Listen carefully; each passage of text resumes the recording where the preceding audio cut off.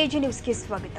ಬಾಗಲಕೋಟೆ ಜಿಲ್ಲೆಯಲ್ಲಿ ಇಂದು ವಕ್ಫ್ ಕಾಯ್ದೆ ತಿದ್ದುಪಡಿ ಕಾಯ್ದೆ ಕೇಂದ್ರ ಸರ್ಕಾರ ಹಿಂಪಡೆದುಕೊಳ್ಳಬೇಕು ಅಂತ ಜಿಲ್ಲೆಯಾದ್ಯಂತ ಅಲ್ಪಸಂಖ್ಯಾತರಿಂದ ಪ್ರೊಟೆಸ್ಟ್ ಅಂಜುಮನ್ ಸಂಸ್ಥೆಯಿಂದ ಜಿಲ್ಲಾಧಿಕಾರಿ ಕಚೇರಿವರೆಗೂ ಪ್ರತಿಭಟನಾ ಮೆರವಣಿಗೆ ಜರುಗಿತು.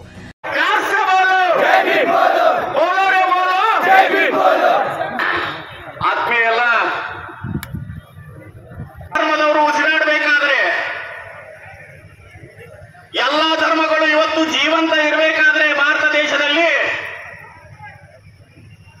ಆ ಧರ್ಮಗಳಿಗೆ ಉಸಿರಾಗಿ ನಿಂತಂತದ್ದು ಯಾವುದಾದ್ರೂ ಇದ್ರೆ ಅದು ಭಾರತದ ಸಂವಿಧಾನ, ಅದು ಡಾಕ್ಟರ್ ಬಾಬಾ ಸಾಹೇಬ್ ಅಂಬೇಡ್ಕರ್ ಅವರ ಸಂವಿಧಾನ. ಆತ್ಮೀಯರೇ, ಮೊನ್ನೆ ಈ ದೇಶದ ಬಿಜೆಪಿ ಸರ್ಕಾರ ಈ ದೇಶದ ಪ್ರಧಾನಮಂತ್ರಿಗಳಾದಂತಹ ನರೇಂದ್ರ ಮೋದಿ ಅವರು ವಕಫ್ ಕಾಯ್ದೆಗೆ ತಿದ್ದುಪಡಿಯನ್ನು ತಂದು ವಕಫ್ಗೆ ಇರ್ತಕ್ಕಂಥ ಆಸ್ತಿಗಳನ್ನ ಅತಿಕ್ರಮಣವನ್ನು ಮಾಡಿ ಸರ್ಕಾರಕ್ಕೆ ಸ್ವಾಧೀನಪಡಿಸಿಕೊಳ್ಳುವಂತ ಏನು ಕಾನೂನನ್ನು ತಂದಿರೋ ಇದು ಜನತಂತ್ರ ವಿರೋಧಿ ಕಾನೂನು, ಸಂವಿಧಾನ ವಿರೋಧಿ ಕಾನೂನು ಅನ್ನುವಂಥದ್ದು ನಾವು ತಿಳ್ಕೋಬೇಕಾಗಿದೆ ಬಂಧುಗಳೇ. ಈ ಜನತಂತ್ರ ವಿರೋಧಿ ಕಾನೂನನ್ನು ನಾವು ಇವತ್ತು ಎಲ್ಲ ದಲಿತರು, ಅಲ್ಪಸಂಖ್ಯಾತರು, ಹಿಂದುಳಿದ ವರ್ಗಗಳು ಧಿಕ್ಕರಿಸಬೇಕಾಗಿದೆ. ಇದು ವಕಫ್ ಅನ್ನೋದು ಅಲ್ಪಸಂಖ್ಯಾತರಿಗೆ ಅಷ್ಟೇ ಸಂಬಂಧಪಟ್ಟಂತದ್ದಲ್ಲ. ವಕಫ್ ಅನ್ನುವಂಥ ದಾನವನ್ನ ಇವತ್ತು ಒಬ್ಬ ಹಿಂದುವಾಗಿ ಒಬ್ಬ ಹಿಂದುಳಿದ ವರ್ಗದವನು ಸಹ ವಕಫಿಗೆ ದಾನ ಮಾಡಬಹುದು, ವಕಫಿಗೆ ತನ್ನ ಆಸ್ತಿಯನ್ನ ಸಮರ್ಪಣೆಯನ್ನು ಮಾಡಬಹುದು. ಒಬ್ಬ ಬೇರೆ ಧರ್ಮದವರು ಸಹ ವಕಫಿಗೆ ತಮ್ಮ ಆಸ್ತಿಯನ್ನ ಸಮರ್ಪಣೆ ಮಾಡಬಹುದು. ಈ ಸಮರ್ಪಣೆ ಮಾಡುವಂತ ಏನು ಆಸ್ತಿ ಇದೆಯೋ ಇದರ ಮೇಲೆ ಆಕ್ರಮಣ ಮಾಡುವಂತ ಹಕ್ಕು ಯಾರಿಗೂ ಇಲ್ಲ, ನರೇಂದ್ರ ಮೋದಿಗೂ ಇಲ್ಲ, ಈ ಬಿಜೆಪಿ ಸರ್ಕಾರಕ್ಕೂ ಇಲ್ಲ. ಇದನ್ನು ಸ್ಪಷ್ಟವಾಗಿ ನಾವು ತಿಳ್ಕೋಬೇಕಾಗಿದೆ, ಬಿಜೆಪಿ ಸರ್ಕಾರದವರು ತಿಳ್ಕೋಬೇಕಾಗಿದೆ ಬಂಧುಗಳೇ. ನೀವು ಮೊನ್ನೆ ನಡೆದಂತ ಚುನಾವಣೆಯ ಸ್ವಲ್ಪದಲ್ಲಿ ಪಾರಾಗಿದ್ದೀರಿ ನರೇಂದ್ರ ಮೋದಿ ಅವರೇ. ನಿಮ್ಮ ಸ್ಥಾನ ಪಲ್ಲಟ ಆಗ್ತಾ ಇತ್ತು. ಈ ದೇಶದ ಪ್ರಧಾನಮಂತ್ರಿಗಳು ನೀವು ಆಗ್ತಾ ಇದ್ದಿದ್ದಿಲ್ಲ. ಸ್ವಲ್ಪದರಲ್ಲಿಯೇ ನಿಮ್ಮ ಬಹುಮತ ಬಂದು ಸಹ ಸರ್ಕಾರವನ್ನು ಉಳಿಸ್ಕೊಂಡಿದ್ದೀರಾ.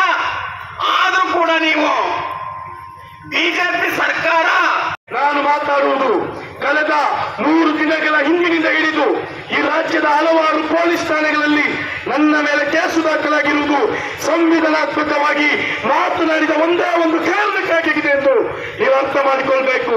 ನಮಗೆ ಇಲ್ಲಿ ಹೇಳಲಿಕ್ಕಿರುವುದು ನಮಗೆ ಆದಂತಹ ಅನ್ಯಾಯ ಏನಿದೆ, ಇದರಲ್ಲಿ ಏನಿದೆ, ಈ ಒಂದು ವಕ್ಫ್ ಅನ್ನುವಂತಹ ತಿದ್ದುಪಡಿಯನ್ನು ಮಾಡುವಾಗ ಇದರಲ್ಲಿ ಅವರು ಬಹಳ ಷಡ್ಯಂತ್ರದಿಂದ ಮಾಡಿರುವಂತಹದ್ದು ಏನಂತ ಹೇಳಿದ್ರೆ ಮುಸಲ್ಮಾನರ ಕೈಯಿಂದ ಇದನ್ನು ಕಸಿದುಕೊಳ್ಬೇಕು.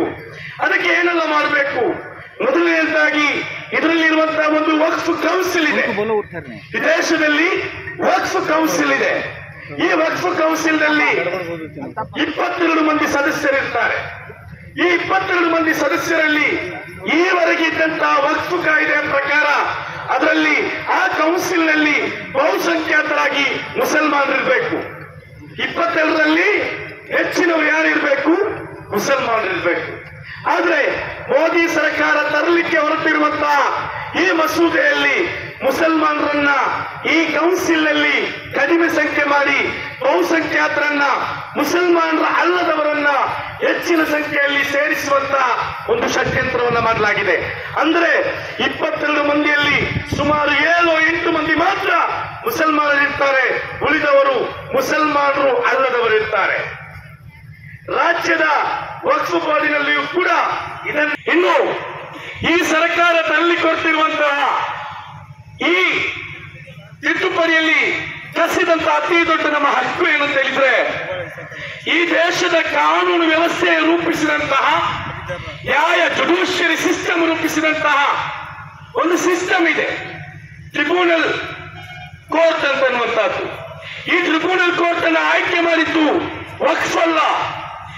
ವಕ್ಫ್ನ ಕೇಸುಗಳು, ಪ್ರಕರಣಗಳು ಪ್ರತಿಭಟನೆಯಲ್ಲಿ ಉಲ್ಮಾ ಇಕ್ರಾಮ್ ಆಫೀಸ್ ಮಾಲ್ವಿ ಹಾಗೂ ಮುಸ್ಲಿಂ ಸಮುದಾಯದ ಹಿರಿಯರು ಮತ್ತು ಯುವಕರು ಪ್ರತಿಭಟನೆಯಲ್ಲಿ ಪಾಲ್ಗೊಂಡಿದ್ದರು. ಕನ್ನಡಿಗರ ಮೆಚ್ಚಿನ ನಿಮ್ಮ AJ 24/7 ನ್ಯೂಸ್ ಕನ್ನಡ ವಾಹಿನಿ ಇದೀಗ ಟಿವಿಯಲ್ಲಿ ಲಭ್ಯ. ವೇಳೆ ನೋಟಿಸ್ ಕೊಟ್ಟಿದ್ರೆ ವಾಪಸ್ ತಗೋತೀವಿ. ಇವತ್ತು ವಕ್ಫ್ ಪ್ರಾಪರ್ಟಿ ಅಂತೇಳಿ ಬರ್ತದೆ ಅಂತ ಹೇಳಿದ್ರೆ ರೈತರು ಬೀದಿಗೆ ಬದಲು ಏನ್ ಮಾಡ್ಬೇಕಾಗತ್ತೆ? ಯಾರು ವೋಟ್ ಹಾಕಿಲ್ಲ ಅಂದ್ರೆ ಗ್ಯಾರಂಟಿನೆಲ್ಲ ಸ್ಟಾಪ್ ಮಾಡ್ಬಿಡ್ತೀವಿ.